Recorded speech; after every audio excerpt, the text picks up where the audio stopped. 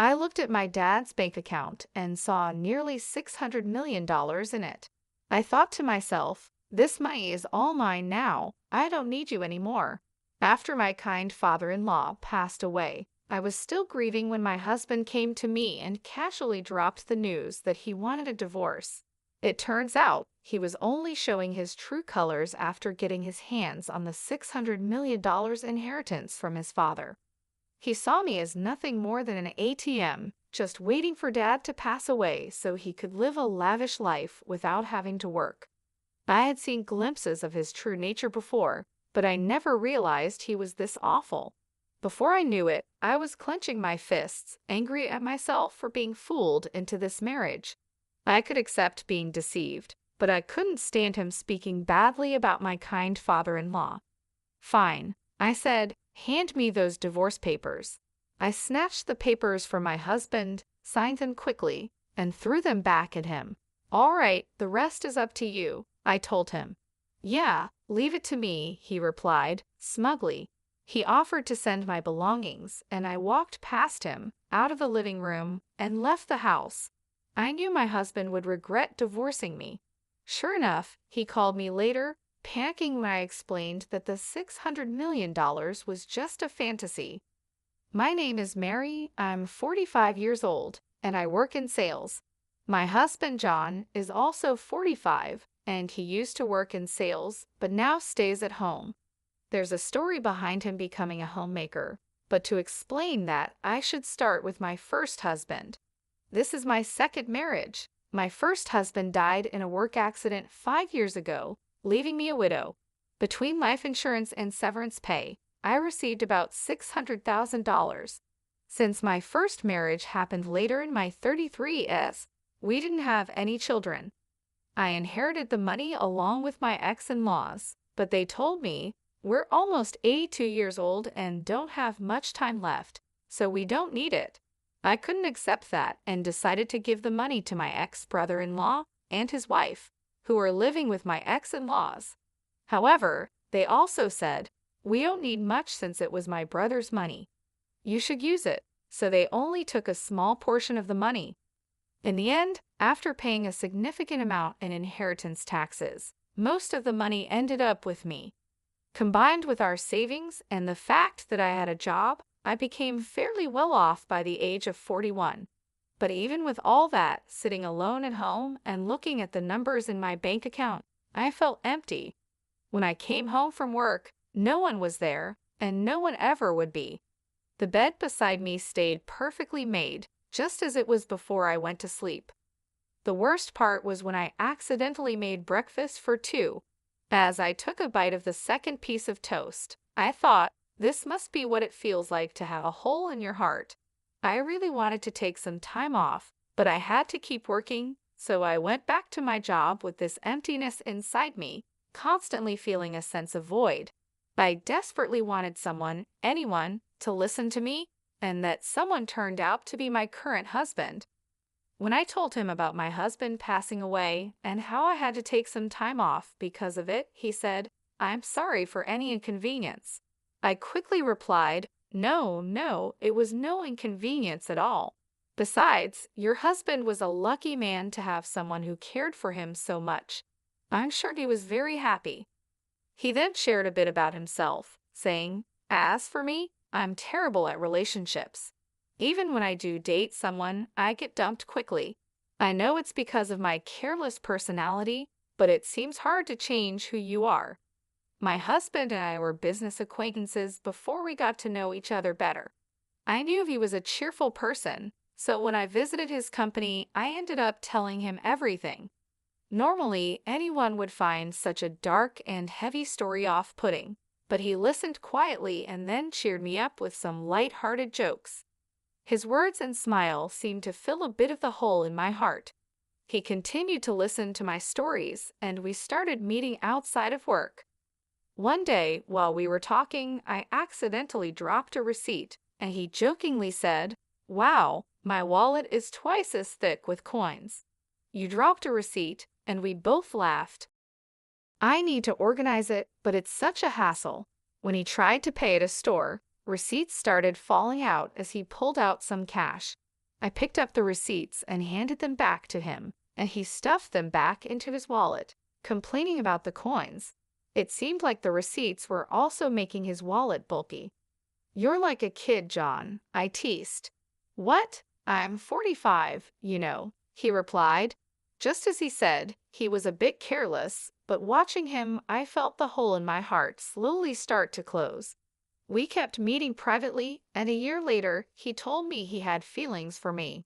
It had only been a year since my previous husband passed away, so I was torn, but I felt like my late husband was telling me, "Don't stay stuck, move forward." So I decided to start dating John. People around us had their opinions, but making that important decision helped me begin to heal. However, just a month later, John gave me an even bigger concern and asked me to make an incredibly important decision. Shouldn't we get married? Given our age, it's better to decide sooner rather than later. This time, I couldn't hear my late husband's voice guiding me. It felt like he was telling me to trust my own intuition and keep moving forward, so I decided to marry John.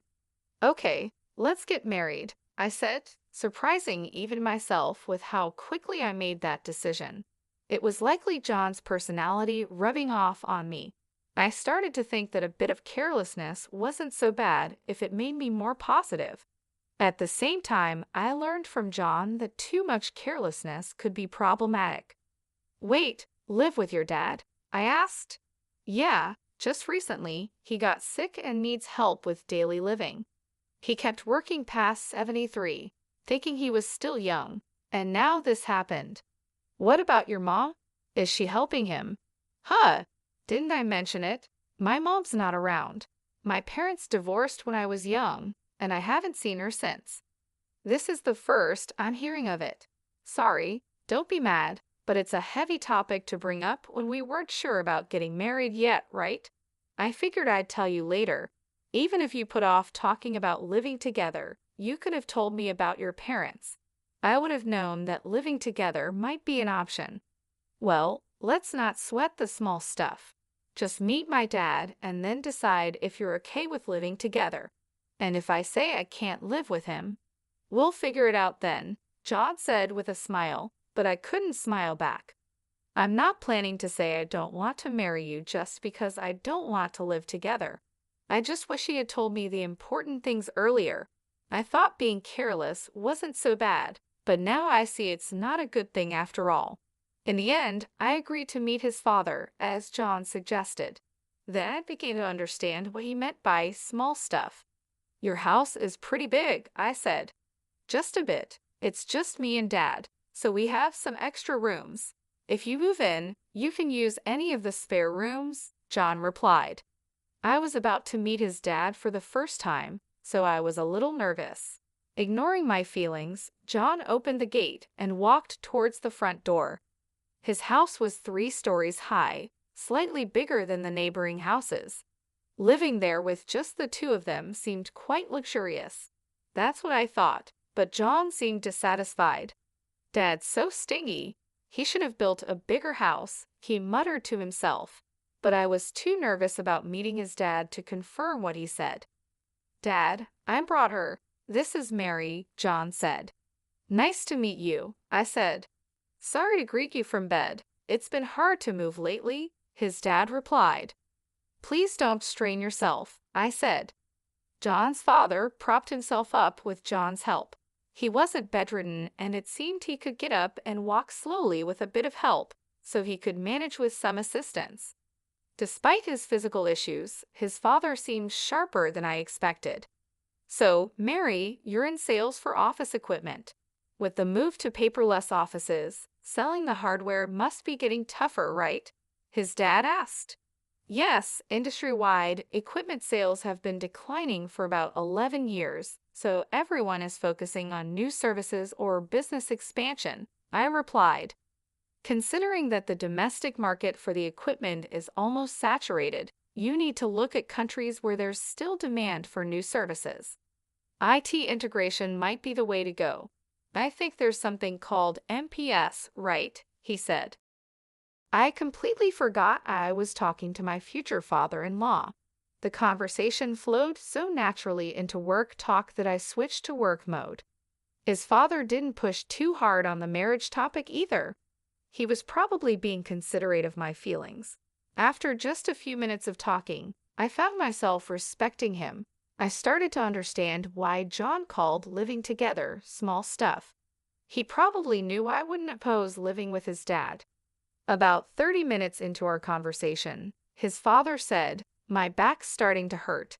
Sorry to cut this short, Mary, but I need to rest. Please take care of John. He's quite a chatterbox." "Sure, I will," I replied. Is sure the right response. His father seemed to cut the conversation short to avoid burdening me. I wanted to talk more, but I didn't want to tire him out. Feeling a bit disappointed, I left with John. On the way back, John told me more about his dad. "Dad's a serial entrepreneur," John said. "A serial what?" I asked. "A serial entrepreneur.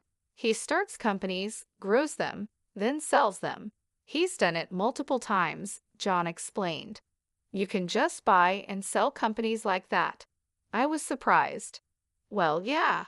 Selling one company involves millions of dollars. Starting and growing a company also needs a lot of money, so the sale isn't all profit. But still, Dad's pretty well off. He just doesn't like to spend. He could build a mansion that would make jaws drop, but he doesn't," John said. "Don't you know much about his work?" I asked. "He doesn't talk much about work or money. He never hired me for his companies or taught me how to make money. Living at home is the only way he spoils me. If he's got so much money, he could spoil me a little more, don't you think?" John replied. "Your dad probably has his reasons," I said. It seemed his father was quite an impressive person. It made sense that John might feel overshadowed by him. Given how incredible his father is, John probably got compared to him a lot, so it's understandable that he'd have some complaints. "By the way, why did your mom leave? Your dad seems so kind. It's hard to imagine their marriage not working out," I asked. "Mom spent a lot and wanted an easy life. After the divorce, people only came after Dad's money, so he decided never to marry again. He focused on work instead. With that much money, he could have spent a bit, don't you think?" John answered. "I don't believe in spending money just because you have it," I said.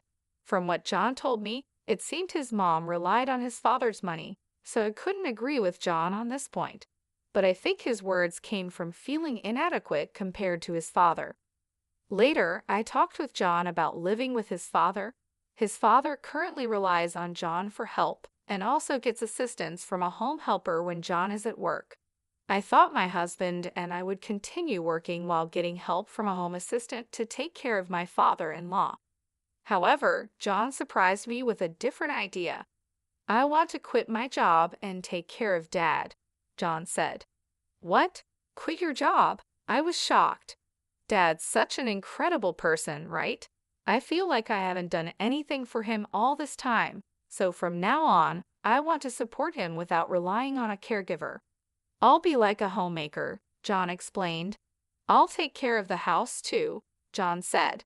"Are you sure you won't regret quitting your job?" I asked. "I'd regret not doing anything for Dad more. I can go back to work after he's gone," he replied with a small smile. "That joke isn't funny," I said, feeling worried. I thought my husband might resent his father, but it turned out that wasn't the case. Despite everything, he really cared for his dad. "If you're going to be a homemaker, you better handle the housework properly," I warned. "Leave it to me," John said, puffing out his chest confidently. Since my father-in-law would cover his own expenses and my income would be enough for the two of us, I decided to leave the housework to my husband. When we got married and started living together, everything went as planned. I worked and John took care of the house. He managed the chores, handled the finances, and supported his dad. When I tried to help, he would say, "You're tired from work. I'll handle the house stuff. You rest." My father-in-law remained kind and shared many valuable stories with me. Our second marriage was going well. However, I noticed that my father-in-law would sometimes frown when he saw John doing housework. A month after we started living together, John began slacking off with the house chores. "You're sleeping on the couch again. You've been there all day, haven't you?" I asked. "No way.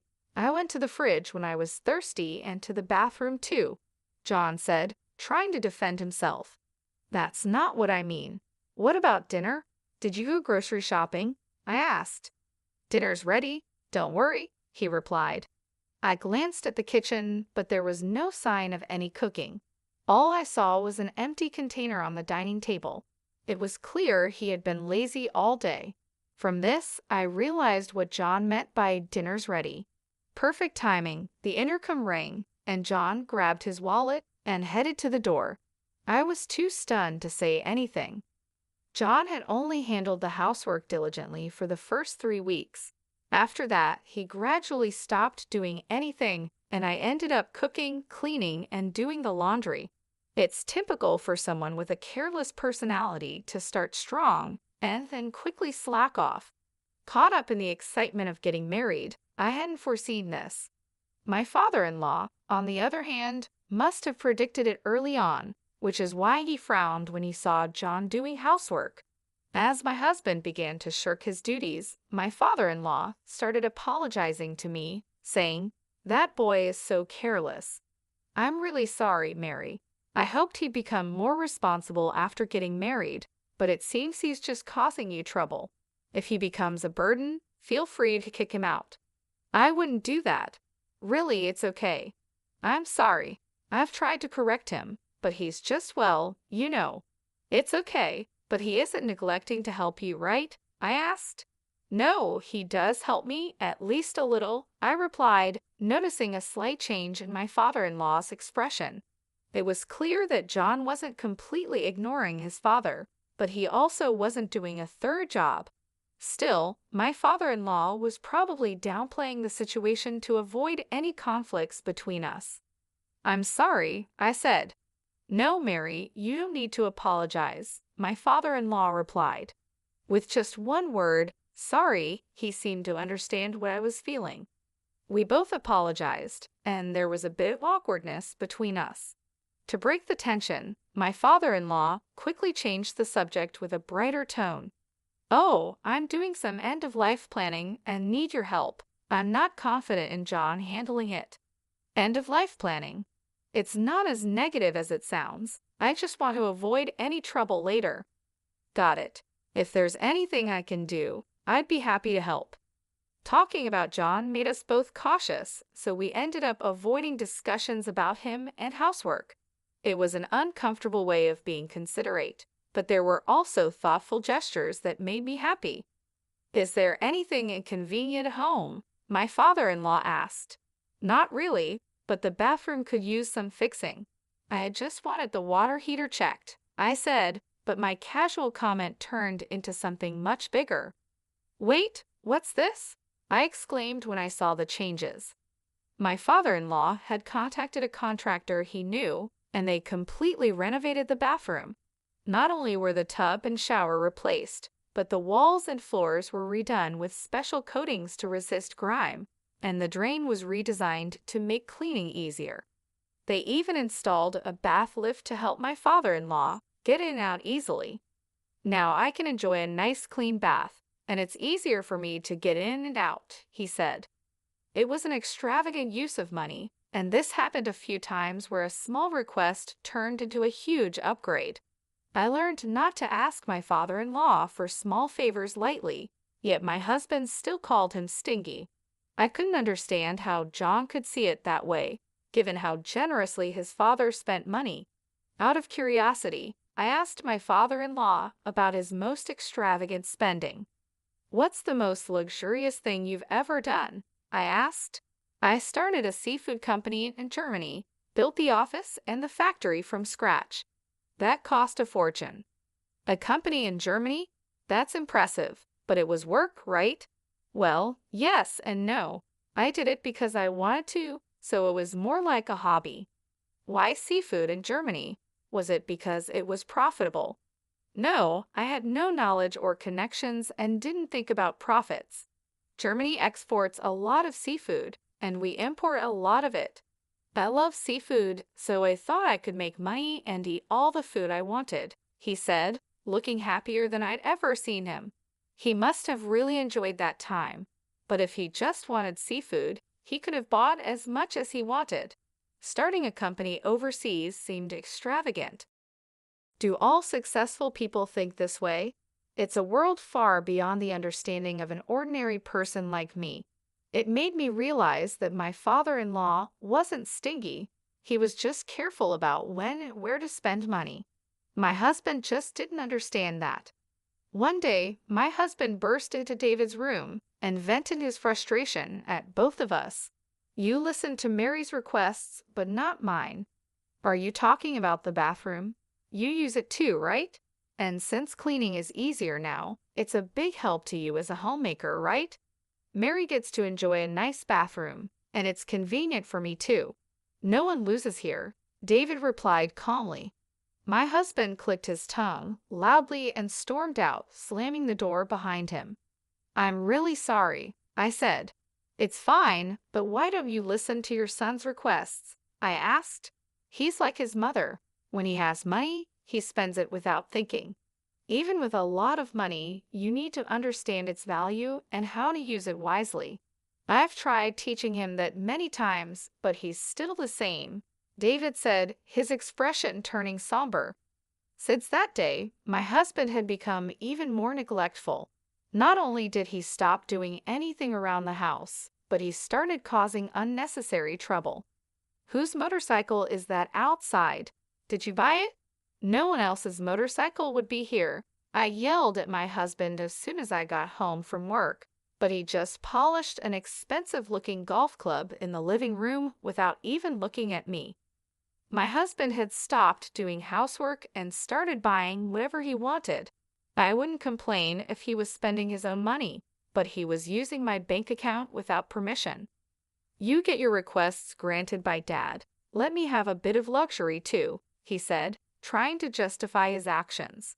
He had been diligent as a homemaker at first, and I hadn't seen this lazy side of him before we got married. It seemed he had been hiding his true self before marriage.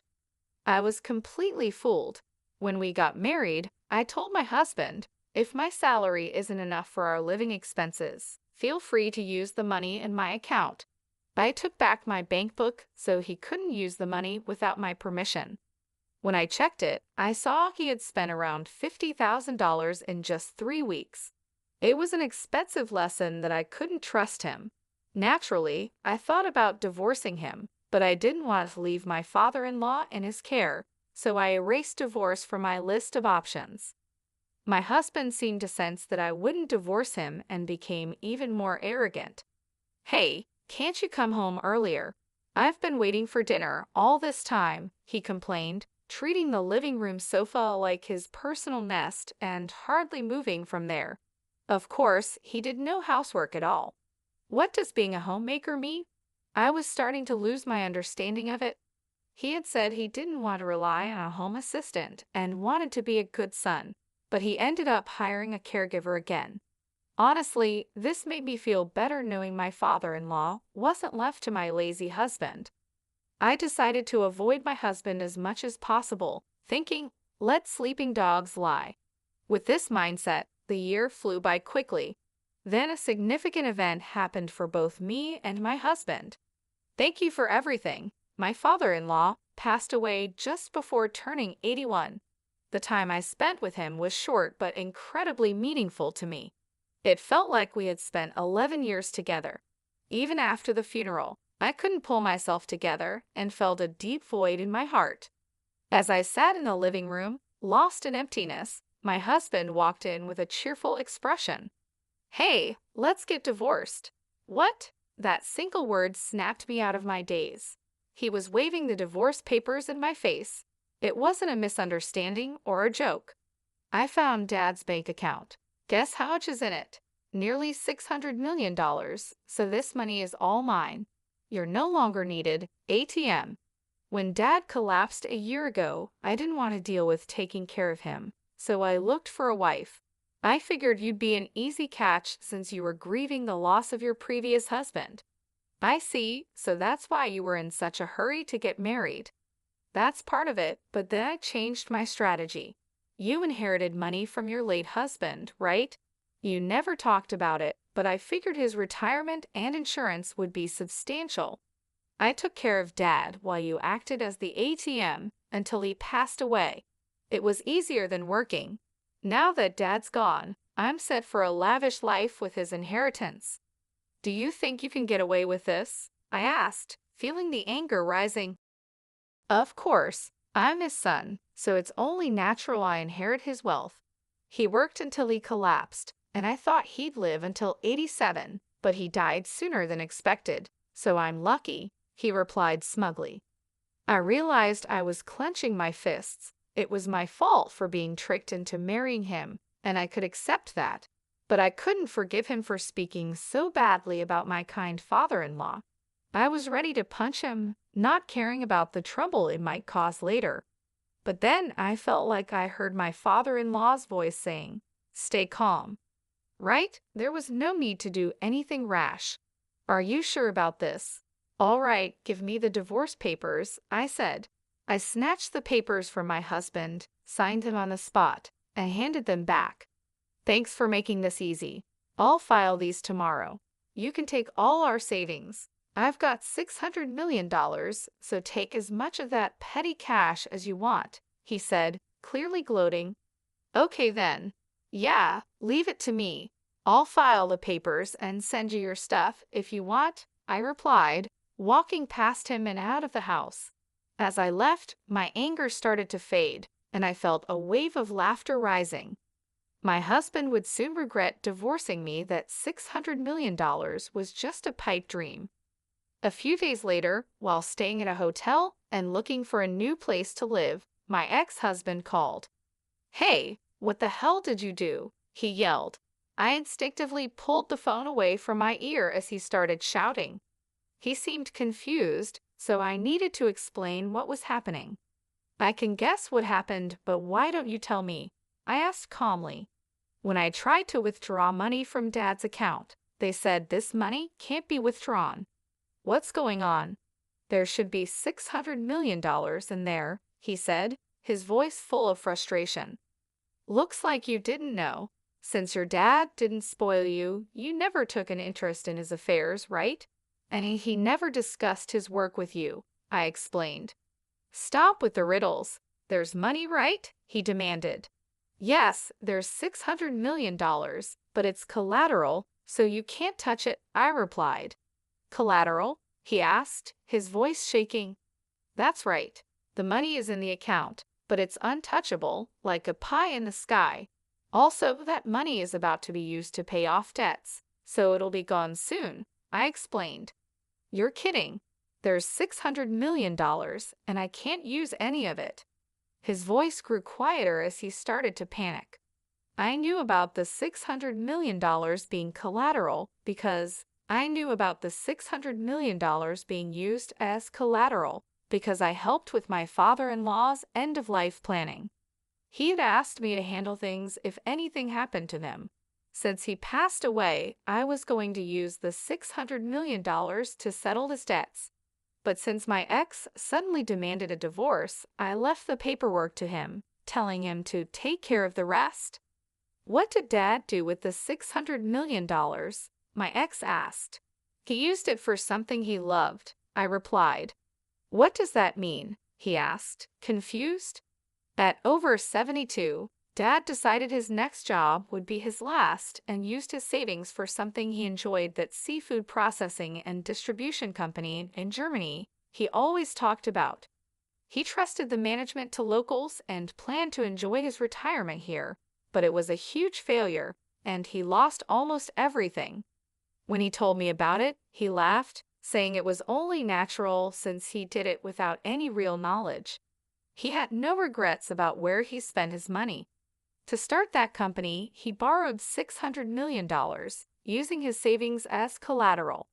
But it turned into debt, so he planned to repay it with another job. It seemed impossible, but he didn't think so. Even with the debt, he kept enough money for his retirement. In today's world, where many struggle in retirement, it's impressive. However, while sorting out the Germany company, his health declined. When that happened, he renegotiated his repayment plan with the bank. Given his long history of high-value transactions, they trusted him. He told them, "If I can't work anymore, take the collateral." They agreed to a 2-year grace period, after which the debt would be paid off with the collateral if he couldn't work. That year is up, and it's time to settle the debt. So this $600 million is debt repayment money and will soon be zero. My ex asked, his voice filled with shock. Exactly. Didn't you find another bank account? There should be one for living expenses. Yeah, I found one with $80,000 in it. That's money you can use freely. It's your inheritance. $600 million turned into $80,000. Why didn't he prepare more for his retirement? My ex wondered, clearly surprised. I was surprised by the $80,000 too, but knowing him, he probably planned to add more if needed. He seemed capable of anything. And it looks like you haven't checked the will yet. Will? Dad told me he'd leave me about 20%, my ex said. We're divorcing, so you could contest it as infringing on your rightful inheritance, but I'd like to honor his wishes. I hope you'll agree to the 20%, I said, noticing he was breathing heavily. He thought he'd get $600 million, but the amount kept shrinking, and now he was panicking. Why did he waste so much money? He could have bought anything with $600 million, my ex yelled, frustrated. Yelling at me won't change anything. He was happiest when he talked about that time, so he had no regrets. It was his money, and he used it. He planned to repay the debt himself, so no one can complain. You just jumped to conclusions and got ahead of yourself, I replied. Why are you so panicked? I asked. The truth is, I thought I'd get $600 million, so I spent all my own money. My account is empty, he admitted. What? Seriously? I was shocked. My ex-husband had been spending money he didn't even have yet. Now that we were divorced, he couldn't rely on my savings anymore, and he was currently unemployed. I finally understood why he was so panicked. Still, you have a roof over your head and a house, so you can rebuild your life, right? I suggested. I'm almost 54, unemployed, and have only a little savings.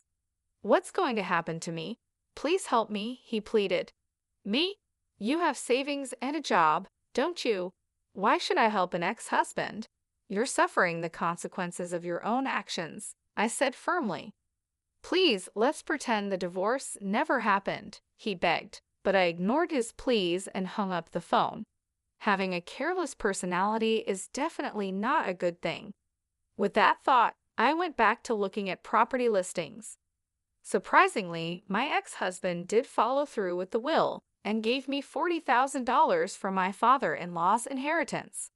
That made up for the money he had taken from me.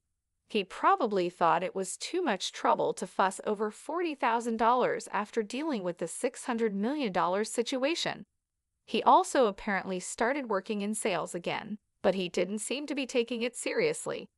The shock of not getting the $600 million affected his motivation, leading to frequent mistakes. After a month of struggling under the scolding of younger supervisors, he saw his paycheck and lost motivation, comparing it to the $600 million he missed out on. He quit after just a month and is now a part-time worker, barely making enough to get by. But with that, his savings of $600,000 won't increase. In fact, it'll probably decrease. I wonder if he's thinking about his retirement? Well, whatever trouble he gets into now is not my concern. There's no ATM for him anymore. He'll have to work hard. I rented a small condo and started living on my own. I put the $40,000 from my father-in-law into my bank account. I consider it a kind of talisman, so I don't plan on spending it. Seeing it in the account feels like I'm carrying a bit of my father-in-law's work spirit with me, which motivates me. Today, I'll draw strength from him